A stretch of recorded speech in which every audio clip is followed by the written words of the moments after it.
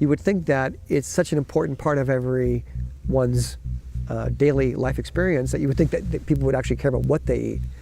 Not only do they not know where their food comes from, but they don't really care that much about it. They don't think about it.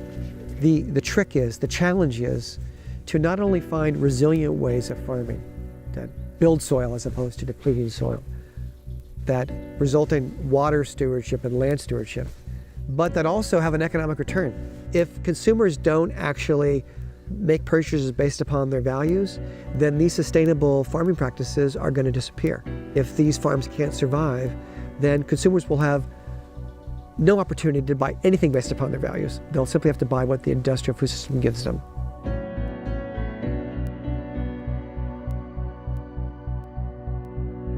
Roughly 2,800 calories for every human being on the planet are produced every single day.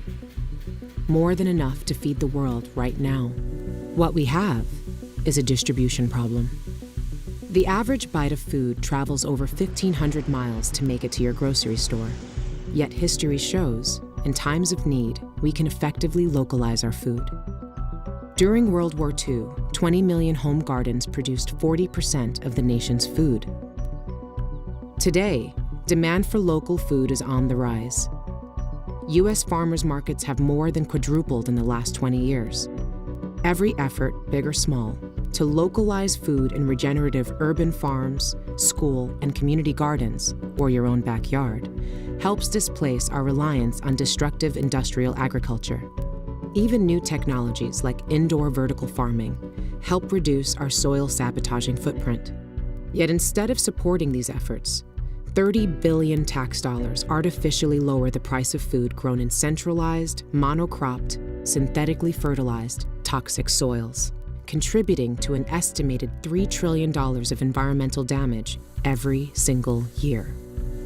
We pick food before it's ripe, ship it all over the world, and eventually, a nutrient-depleted, contaminated product makes it to our plate.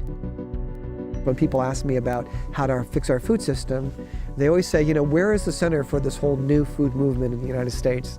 And I always say, there isn't a center. It's happening everywhere at the same time. And they say, well, who is the figurehead of the movement? And I always say there is no figurehead, because if you're talking about fixing our food system by making it more local, the figurehead, the great leader, is that person in your community.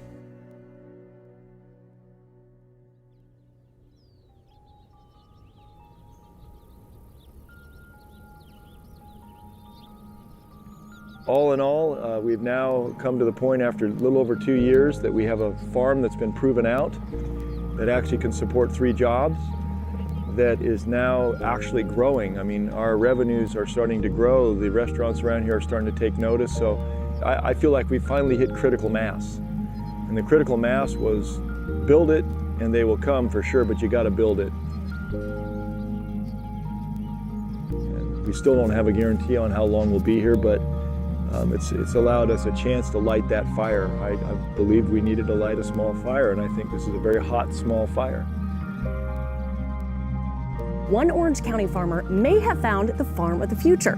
Can you describe the taste of that spinach? So much flavor, night and day from the bagged stuff. Really? I've never tasted anything like it before, I'm being perfectly honest, and the best strawberry I've ever tasted. Wow. Okay. Yeah. Mm-hmm.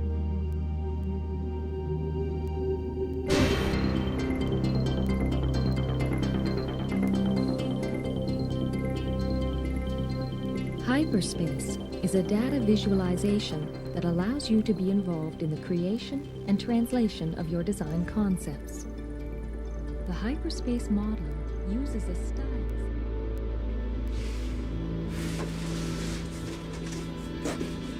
Actual units, hyperspace digitizing. GPH is an 8-sided thing. This is a 6-sided thing. So we're very much into sacred geometry. Anyway, this the application for the hyperspace modeler, they were really vast. It eventually evolved into medical applications, creating models that were more organic looking rather than things that were robotic. Everybody was using computers at that time to build spaceships, and hardly ever you would see a human heart. It was kind of an interesting time. in the old days.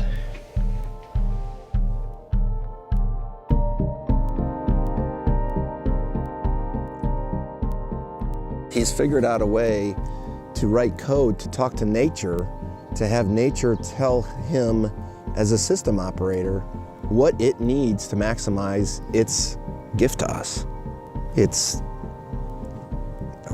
brilliant. It's absolutely brilliant. And so he's harnessing what nature's doing, and he laughs about it because he's so brilliant, but Basically, all we have to do is emulate natural systems here, and we can accelerate them. So everything we're doing with the sequester of the carbon, with the digestion of the algae, those are all natural processes that are in a closed loop, and all we've done is figure out a way to accelerate it. I think it's the unique thing. What I don't see in all the projects is they don't close the loop. Nobody closes the loop with the exhausts and everything recycling and going back in. Carbon is our friend. There's nothing wrong with carbon. It's in what form it's in is what causes the problems all the way across the spectrum. Michael's brilliant on that stuff. He just has an extraordinary ability to synthesize information from a variety of industries, if you will, agriculture and technology, and bring them together in new ways. He's incredibly talented at that. He's, I think, one of the best there is. And the Powerhouse is a demonstration of that. We will either save ourselves with stuff like this, or we won't. And if we don't deserve to be here. Half of this, I believe, has been just downloaded into Michael, and it's bigger than any one of us. Michael's a unique individual. We even had people come here that wanted to look at the process. They'd call him the mad scientist. He'll ride by here, and I'll bet you couldn't even guess what's going on in there. He goes, "Yeah, I was thinking on the way here, Chuck." I go, "I can tell that." So you can tell when people's gears turn. He's doing multiple gears at a time. When you take a walk in the woods, and you watch nature's processes of what's going on, and then you walk through those doors, This is where I say, welcome to Jurassic Park. It's pretty amazing, actually. It's pretty amazing. It's basically what we're here to do, is to work with nature. I'm not quite sure nature ever had a partner like that, of anybody listening. The Green Powerhouse requires almost no additional input, outside of what is already being sent to landfills in astronomical amounts. The GPH maintains an indoor tropical climate, even growing bananas and pineapples, while Montana winters reach as low as -20 degrees outside. Providing a half-acre of vertical grow space, plants can thrive in virtually any region on the planet. Beyond powering 100 homes, the GPH's excess energy could support dozens of additional greenhouses. Now imagine GPHs all over the world, processing waste to power communities, providing fresh local food, reversing climate change, and regenerating soil in virtually any environment. They're disrupting, which is kind of a scary concept, but they're disrupting food, fuel, and fertilizer all in one little powerhouse, which to me represents the ultimate paradigm shift in agriculture. I mean, imagine now if these powerhouses could supply local communities with 50, 60 greenhouses worth of produce, and they're all off-grid and they're all carbon negative. I mean, it just completely changes the way everything works. It ultimately leads to energy independence, food security, food independence. I mean, we the people are now taking it back, and I think that's an exciting proposition.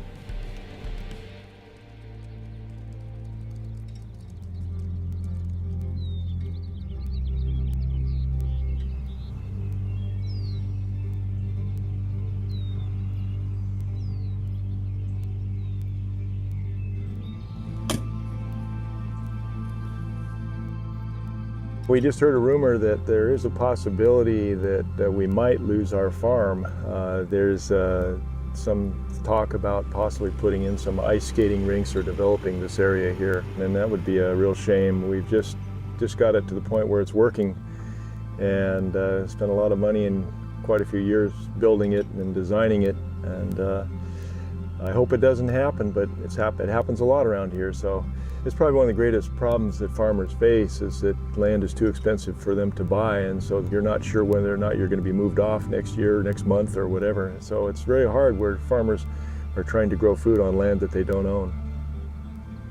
The city would make the call. Is the priority to develop more access to local food, or is it to build more condos? And of course in Orange County we've seen the answer to that story very clearly. It's build more condos. So we're sitting on pins and needles right now. We're not sure what's going to happen to our farm.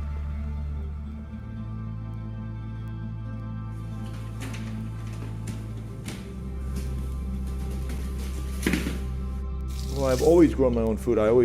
When I first started the Alegria farm, I started it here actually at the house. I had 22 towers, vertical towers here stacked all over the house. We were raised on just amazingly fresh food. My mother was the one who always taught me that food was medicine. And back then, I mean, when you look back, you realize that our food supply actually hadn't been quite so tainted 40 years ago. So that's part of what's going on now, is that we are dealing with much poorer soils than we had 40 years ago, and hence the decrease in quality of the food. A soil is not inert. It is a living colonies of complex organisms. And as we lose habitats, biodiversity will go below the threshold heretofore not yet known, where then the ecosystem begins to unravel. When you're deeply aware of how the bees and the butterflies are vital for your pollination, when you're deeply aware of how many soil organisms feed us, you don't spray poisons that'll kill them. You can kick the can down the road and you can put off those external costs, which is what they're called, costs that aren't factored into the price that you see on the shelf. You can push those external costs down the road, but ultimately that can comes to a stop. These are non-trivial impacts of the real cost of cheap food. We produce all that food, we get it to market, we go in, we buy it, we take it home, we refrigerate it until we throw it away. And we throw it away rather than putting it in compost. I mean, at least we put it into compost, I would have we could ameliorate some of that. It's almost a sin. Over 97% of food waste ends up in landfills, disconnecting the soil's natural nutrient cycle. Millions of tons of organic matter rotting away, emitting greenhouse gases like CO2, methane, and nitrous oxide. But what if something we literally treat as trash became one of the planet's most applicable resource solutions? Composting can turn that food waste into new soil. But less than 3% of this resource is currently being used. With backyard compost piles or utilizing your city's green waste collection, anyone and everyone can participate to help store huge amounts of water, carbon, and returning vital nutrients to our soils without the use of chemical fertilizers.